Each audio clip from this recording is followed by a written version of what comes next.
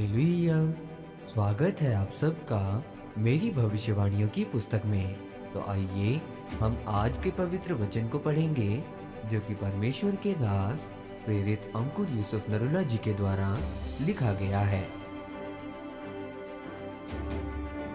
उस शक्ति को समझें जो लोगों को बांधे रखती है। जैसा कि प्रेरितों के काम अध्याय 1 उसकी 5 आयत में लिखा है, क्योंकि यूहन्ना ने तो पानी से बपतिस्मा दिया है, परंतु थोड़े दिनों के बाद तुम पवित्र आत्मा से बपतिस्मा पाओगे। मेरे प्रियो, बाइबल बताती है कि जो पवित्र शास्त्र है वो परमेश्वर की सांसों के द्वारा रचा गया। ये किसी के दिमाग की उपज नहीं थी। वचन में लिखा है कि परमेश्वर के लोगों ने परमेश्वर से प्रेरणा पाकर परमेश्वर का सांस पाया हुआ वचन लिखा। अगर आप परमेश्वर के एक भी वचन को पूरा कर देते हैं तो वो वचन आपकी जिंदगी, आपकी परिस्थिति को, आपके कारोबार को बदल कर रख देता है, क्योंकि वचन में ही ताकत है।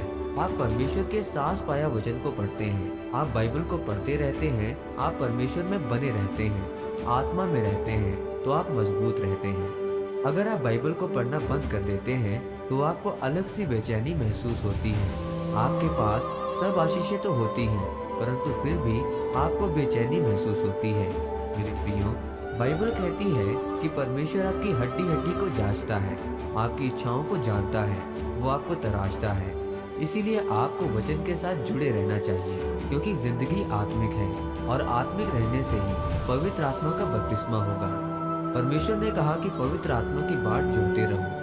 वचन में लिखा है कि जब पवित्र आत्मा तुम पर आएगा तो तुम सामर्थ्य पाओगे। इसलिए जब मेरी चर्च में लोग बढ़ने लगे तो मैंने अपने आत्मिक पिता से बात की कि मुझे और जगह चाहिए।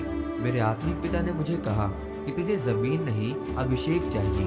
अगर आपके पास परमेश्वर का अभिषेक होगा तो सब कुछ अपने आप बन जाएगा। मेरे प्रियो, एक औरत जिसका पति मर गया, जब उसका बेटा बड़ा हुआ, उसने कहा कि मैं अपने बेटे को अमेरिका में पढ़ाऊंगी। जब उसने उसकी फाइल लगाई तो अम्बेसी ने 3 बार उसका वीजा ठुकरा दिया। उसको गुस्सा आया, मैं इतनी अमीर हूँ, मेरे पास सब कुछ है, फिर भी मेरे बेटे को एम्बेसी वीजा नहीं दे रही। उसका मूल कारण ये था कि उसके ऊपर किसी व्यक्ति ने गलत शब्द घोषित कर दिए थे, जिसके कारण उसका श्राप उसके पीछे रहा।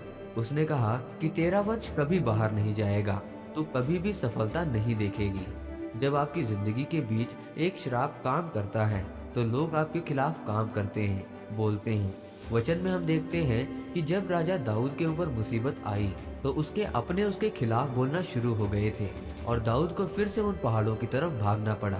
मेरे प्रियो, बाइबल कहती है परमेश्वर का वचन ही सांस पाया हुआ और सामर्थ्य से भरा हुआ वचन है।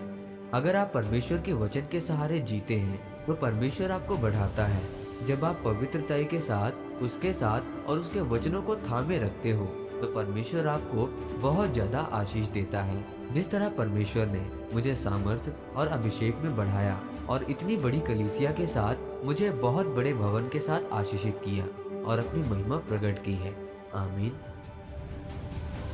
आइए इस अंगीकार को आप मेरे साथ एक मन होकर करें। सर्वशक्तिमान परमेश्वर, इस वचन के लिए मैं आपका धन्यवाद करता हूँ।